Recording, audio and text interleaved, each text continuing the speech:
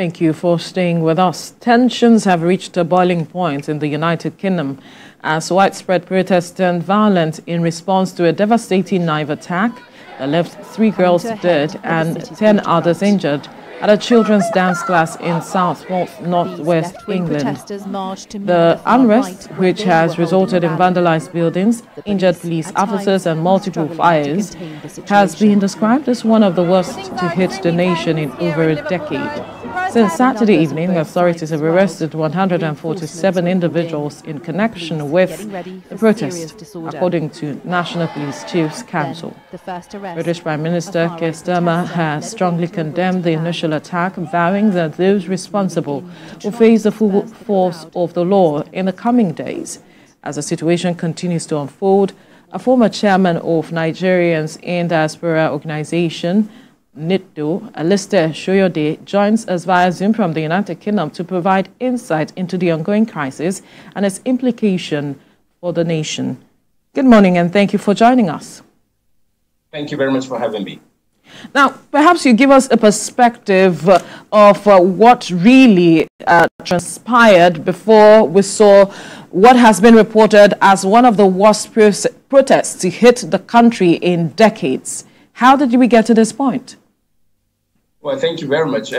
This was started due to an incident that took place in the northern part of the United Kingdom, where a 17-year-old teenager of African descent happened to attack many people and then killing 3 young children, and of course injuring almost 10 people. And from there, the story went round before the police could release the name of the person due to his age being 17. And normally everything starts from the age of 18 to be classified as an adult. Misinformation started circulating on the social media, which was amplified by other platforms that has the capacity to reach wider audience with the wrong story, as presuming that he is Muslim, he's an immigrant, he's of African origin, and all that kind of information was circulated. And of course, within a day, the court has to immediately and officially allow the police to release the name of the person, which now indicated is not as has been shared by other organizations, especially groups that are non-favorable to migrants and those that are presumably, as the Prime Minister said, have the influence of being far-right groups and organizations. And this is really the starting point of this riot and protest across the country. All right, Alistair, looking at all that's happening, we've seen videos flying around about the situation, and many people that believe that all of Britain is on fire. But give us a situation report there on the impact on the local businesses and communities. Since you are there and we are here, we would like to understand the impact on the local businesses and communities in the area. Well, the places like London, Rotherham, Middlesbrough, Liverpool, Bolton, and even Northern Ireland has seen a significant protest and foil bombs being thrown to police station and many other businesses, especially hotels that people, or rather those groups, felt hosting and keeping those migrants that are in the country. So when you look at it, business have been impacted seriously. The economy definitely will suffer the consequences, especially where things have been bombed down by this far-right group as rightly prescribed by the Prime Minister. So economically, in terms of business, it has been affected. And in terms of people as well now, especially within the African and the Black community, people are feeling the pain of it, and people have been mindful of going out, or any group or any location that you're going. You have to be extremely careful, especially if you're a person of color. And so when we look at this, the impact is going to affect, of course, not just England. It has been all over the United Kingdom, as I said, in Northern Ireland included. So business-wise, definitely it is suffering. But the difference between here and other nations is that there are insurance policy here that may take care of the damages, but it has already run into millions of pounds here, which again, when you have to translate that into your currency, into billions of naira. But the end product is, or the end result is, the Prime Minister has indicated without any doubt that all those that are responsible will be dealt with the full force of the law and the government. If you remember, the new Prime Minister has been a director of public prosecution some years ago, decades ago. So there is no doubt that people would definitely feel the impact of the law upon all the crime and damages they have caused in the United Kingdom. But some would say that this is not the first time attacks on immigrants have happened. And then the dimension this is taking is a reflection of how it is that the people of the United Kingdom, if we have to generalize, are not really welcoming of immigrants as it is, because there's been chants about take them back, don't allow the boats come in, and all of those conversations. Yes, there's no doubt, not just in the UK, I think across Europe, many nations are feeling the impact of the economic damage in the way they classify it of migrants coming into their country. When you take into account that almost every year, it is every year that you have Africans and non-Africans coming into Europe, Western Europe, looking for economic freedom, strength, and protection. The impact on the economy and especially on social amenities has been really chaotic, if one has to use that word. And so with that impact, many who feel that they are nationalists are really feeling that they do not want migrants or immigrants to come into their country. Now, if you look even in the United States, for example, far over there, some of the presidential candidates have been talking about such things. So here in the UK, without any doubt, those who classify that they do not want immigrant coming into the country are having their voices been heard. And some of them may allude to the point that now they even have people in the House of Parliament that feel sympathetic towards their direction when you have to look into the issue of Brexit, for example. So there's no doubt that they feel so. But the good thing as well is this is a new government, and this new government of Labour Party really want to see that it's been inclusive, even though you may take into account that the last government of the Conservative were intending to take away those people who come into the UK illegally to a country like Rwanda, for example. But that will be shelved because Labour has a different policy and they want to be strong on the border control of people coming into the United Kingdom without necessary documentation. Well, and of course, UK is still open to qualified professionals to come, highly skilled people to come to the United Kingdom. But do you think that the United Kingdom is critically assessing the situation as it should, having the right conversation strategically such that the people themselves can really understand what the government is trying to do with immigrants and how it plans to go about whatever policies it is putting in place? Well, let's give credit to the government in the sense that within days they have been talking that they want to be hard on those people who are perpetrating the crime. Again, let's give them the chance that this government has only been in office just about a month with this thing now, and they have indicated. And yesterday, for example, the Prime Minister had a very strong meeting with his chief defense security people in the UK. To discuss the highlighted ways that they want to deal with the situation. Coming into the presentation, that actually they're forming a new unit that will be able to deal with such situation when it arises. So there's no doubt that they want to be all-inclusive. There is no doubt that the Prime Minister wants to see a United Kingdom that is united in the word unity, and they want to see that migrants feel safe, and not just migrants, to be honest, even the citizens of the UK who are now being caught unaware on places that they attend to, places they go to. Anything can happen at any given time. So the police are overstretched again for the first time after a very long time. But nevertheless, again, they do all they can to make sure that security and protection of human rights and the protection of their properties is being implemented and being handled in the best way that they can. And one thing for UK that you can give credit to, the law seems to be very strong here in dealing with situation of any illegality or of any crime. Okay, so in the long run, in all of this, after all said and done, how do you think the Brits will perceive foreigners, seeing that this protest is said to be the worst in over 13 years in Britain's history? Well, I believe that Africans, be it Nigerians, are considering, to be honest, because at least we've come across people who are saying that they really feel like they're not safe here anymore and they will consider heading back home. And then, of course, home, be it Nigeria, be it other African countries, due to this insecurity that just took place within the last 5 days a week in the UK. So you can see there's a positive angle or dimension for Africans, Nigerians thinking, oh, maybe it is easier to go home. But nevertheless, even I believe the Nigerian government, the foreign ministry released an information advising Nigerians. But when you really examine it, it will be a different ballgame completely. So taking into account, migrants will feel that at least the government has shown the capacity that they want to deal with the situation. And it seems that they have implemented that process of making sure that everybody is safe in the UK. So without doubt, there is the thought, but then the question is how many people really will implement heading back home? Yes, that's a situation there, of course, how many people will contemplate. But also, how will this also affect people going into Britain from not just Nigeria, but every other African country? Well, I think the consideration here is when somebody commits a crime here, you are bound to find justice. You're bound to know that the government or the law will take its due course on whatever it is. So I'm not too sure it will really reduce the people coming.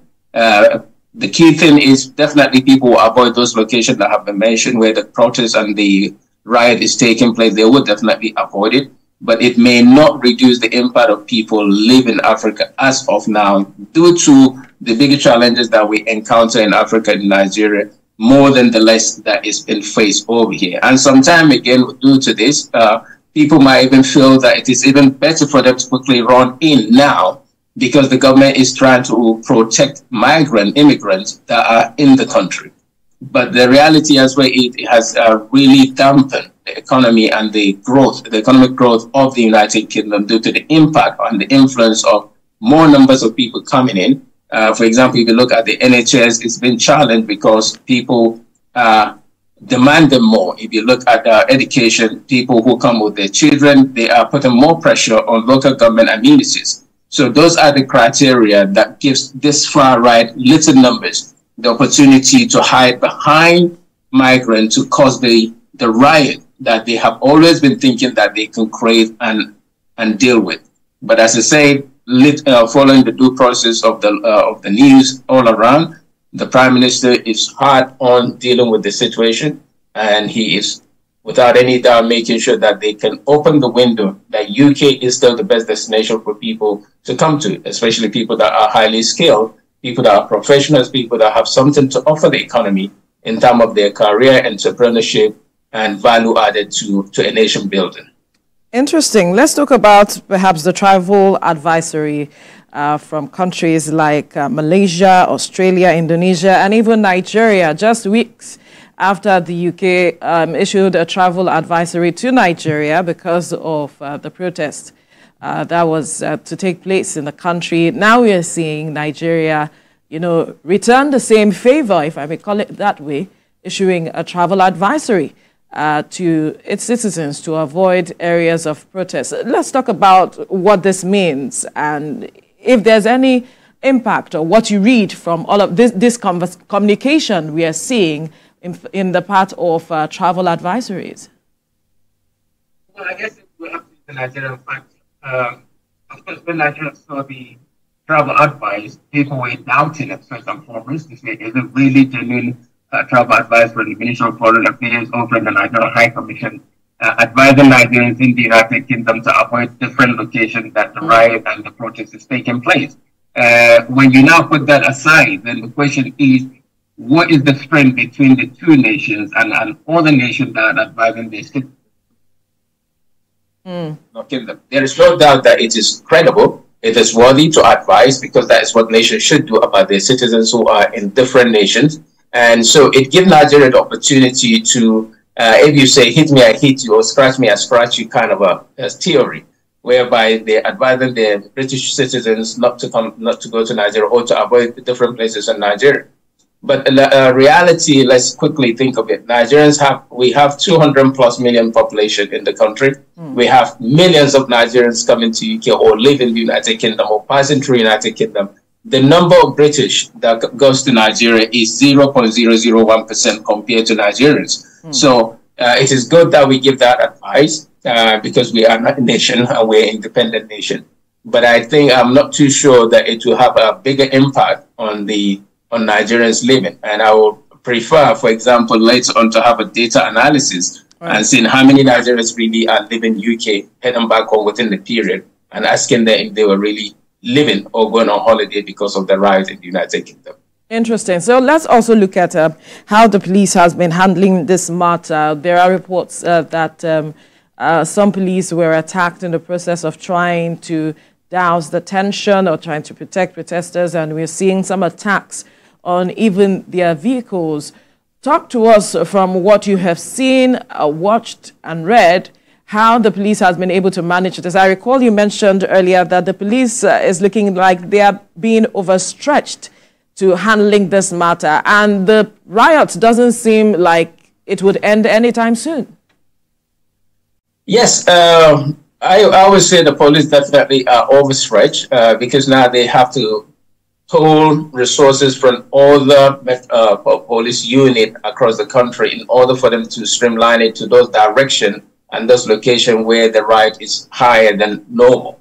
And so when you look into that account, they are being pulled, but the resources is needed for them to be able to douse the tensions in different places. For example, the one that took place in Northern Ireland, they attacked the police van, police places, and good enough that they have a good number there. And in places like Plymouth as well. That again show that the people are there, but again now they're beginning to have counter protests, which means they have other people now who are protesting against this violent far-right groups or people using that angle to create more riot, and which of course outnumber those who are creating the riot in a negative way than those who are protecting to make sure that their voices too are amplified. But again, you see, this is the reason why, for example, the government as well is talking about misinformation and disinformation using platforms like the social media to push those narratives out. And the government in the UK as well is looking into state actors. Could there be outsiders who are influencing this, which again, somebody being Nigerian, you can look into the riot that is taking place in the country to say there are things that shows maybe there are people who are instigating, increasing the tempo.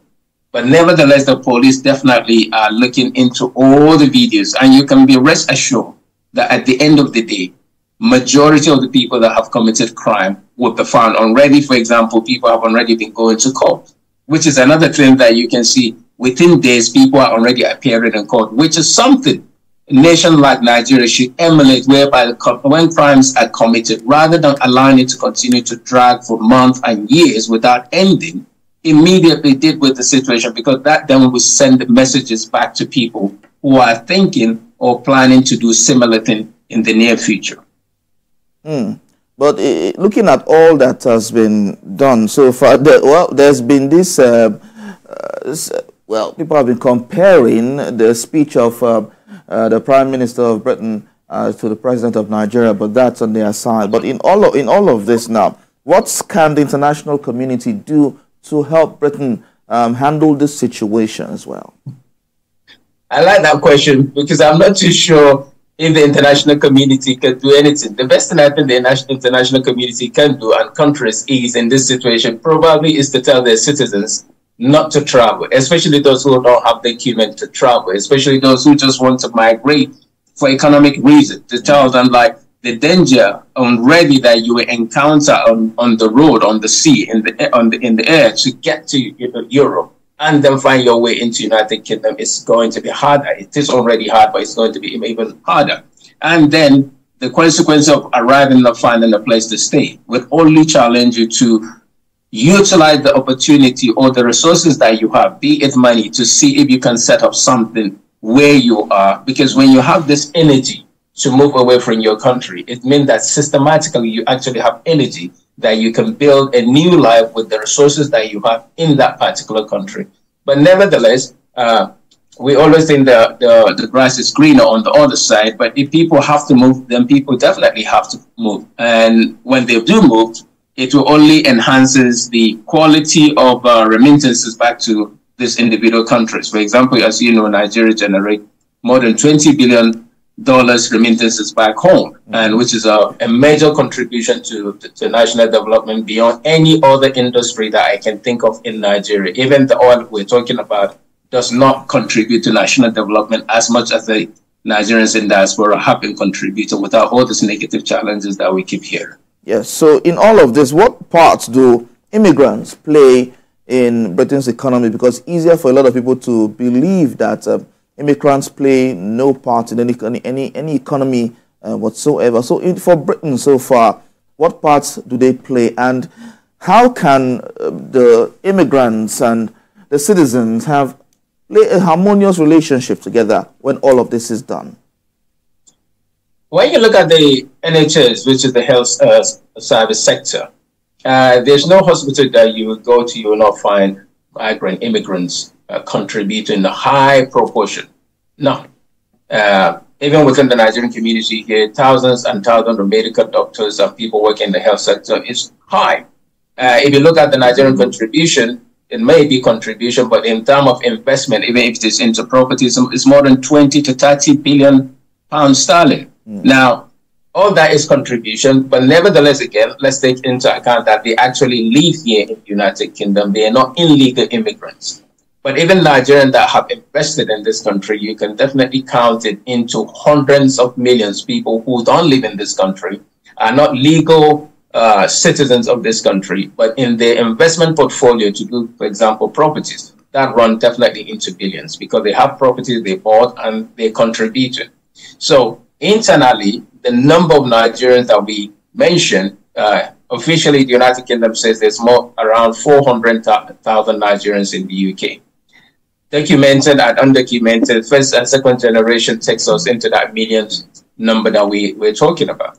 So again, when you look at that, that is a major contribution. Some of the biggest bloggers, trenders on social media are Nigerians. Some of them that have 20 million followers in the United Kingdom are Nigerians. So the value of addition that migrant and immigrants has contributed to UK without any doubt is major. Without that, United Kingdom would not be the United Kingdom we're talking about. Even when you talk about the city where the economic and the financial sector is, the biggest players are all foreign companies, either from Asia, Africa, and the United States. They build and they contribute tremendously to United Kingdom economic gain and profitability. So the add value is those people who do not feel and do not believe that maybe people who are not from the United Kingdom are adding value. And if you even take into account the former Prime Minister, he's a multi-millionaire on his own right, his family. That is a value-added contribution to the economy of the United Kingdom. So within the African community, the Asian community, massive contribution economically to the national development of the United Kingdom. And even if you want to go into sport, entertainment, almost everywhere, really. I'm excited to be an African, I'm excited to be a Nigerian, and I'm excited to know that we have added value to the development of the United Kingdom one way or another. And that cannot be washed away or cleaned away by any other person. Absolutely. Now, this is the first crisis that Keir Starmer will have to face and manage after taking over the reins of power just about a month ago. And he has said that this is not a protest. It is organized violent thuggery, and it has no place on the streets or online. He believes that there are those who are fueling the crisis, the protests that we are seeing in parts of the UK. Talk to us, because there are those who are watching closely how he will manage the whole situation, what he has been able to do so far, even though he has spoken sternly, saying that those who are stoking the violence will face the full wrath of the law. How much have we seen with regards to that? And what is his body language with regards to this whole matter?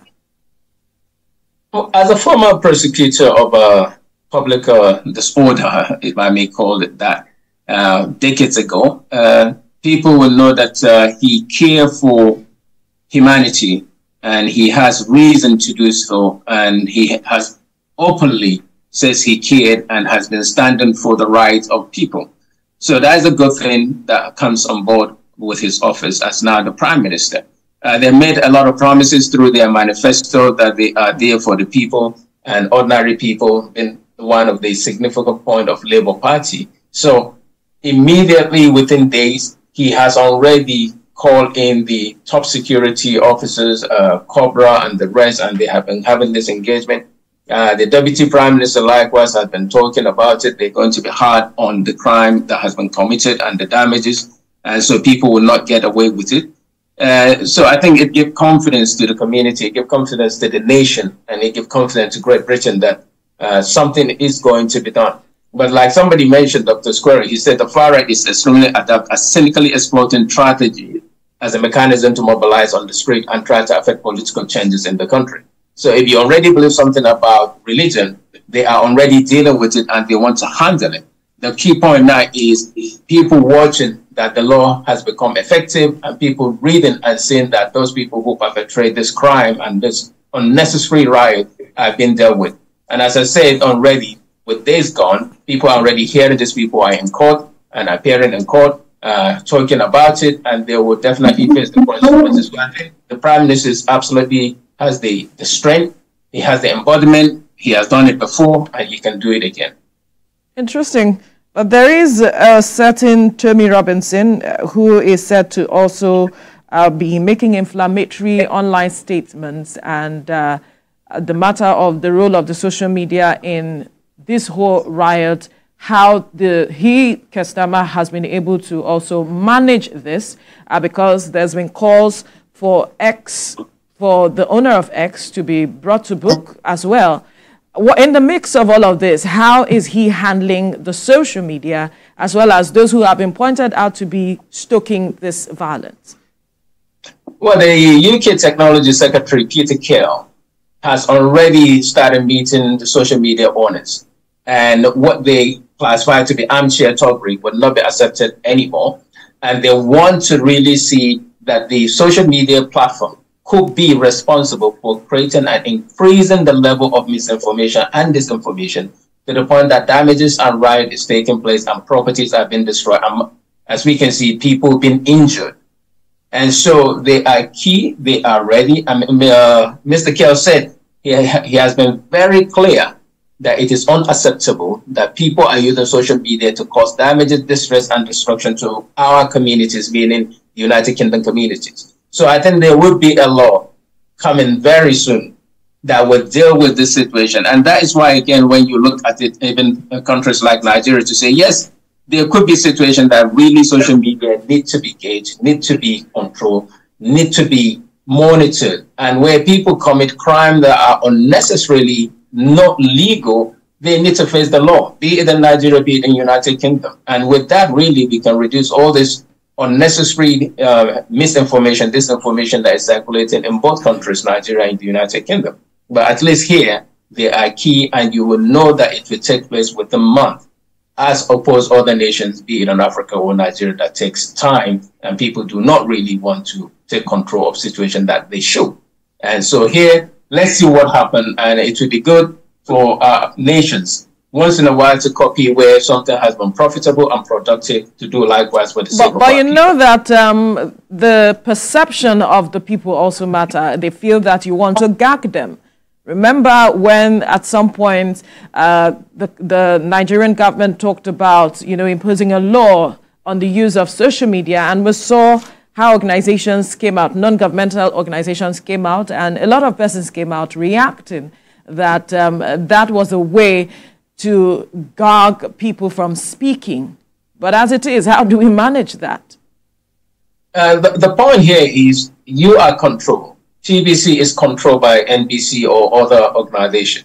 So I believe without any doubt, yes, social media is there, but they too need to be controlled, because technically you are in the same industry as the social media distributor, content producers. Why should they go free for destroying people's lives? Why should they go free for sharing stories that are not accurate? Why should somebody just come on the platform and use his social media handle to criticize, destroy other people's lives? It shouldn't be allowed. When it has been proven, then they should be dealt with. when it has been proven that they're damaging people's profile and brand, then they should face the consequences of the law, just like you facing the consequences to carry any news that is not approved, that is not right. You face the challenge. So I think, yes, it's not about gauging people's opinion and views issue. It's not acceptable, but people must not go purposely just to carry news when they have not done research, they have not done investigate, they haven't investigated, and then carry the news to destroy people's life. Mr. Shirode, former chairman of Nigerians in Diaspora Organization, thank you so much for your time on the program. Thank you very much. We'll take a break now. When we return, we'll bring you the news update. Stay